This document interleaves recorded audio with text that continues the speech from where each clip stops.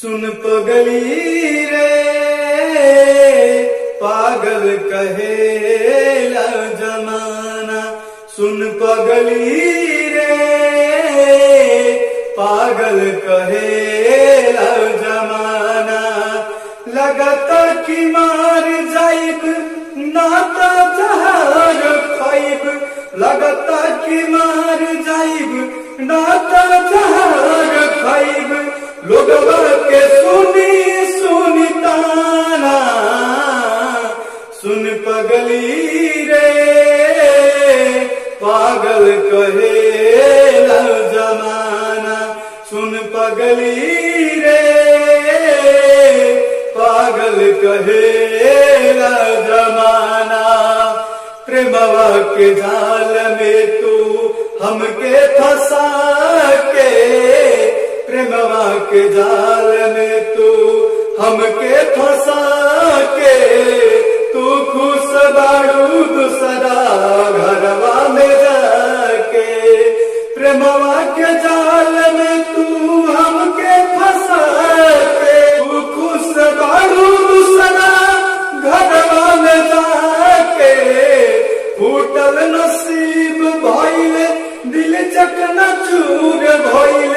फूटल नसीब भइल दिल के चकनाचूर भइल।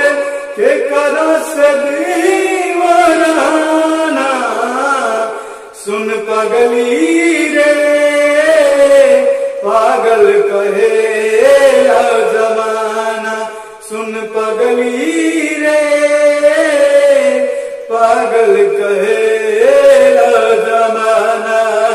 दुर्गा दिलवाला के तू कैलू बर्बाद। दुर्गा दिलवाला के तू कैलू बर्बाद हो।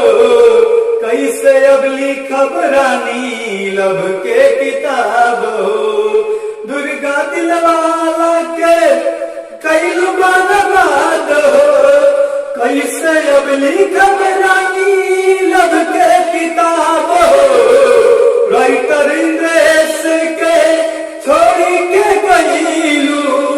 राइटर इंद्रेश के गईलू।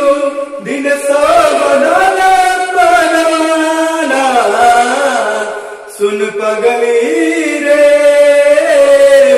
पागल कहेला जमाना। सुन पगली रे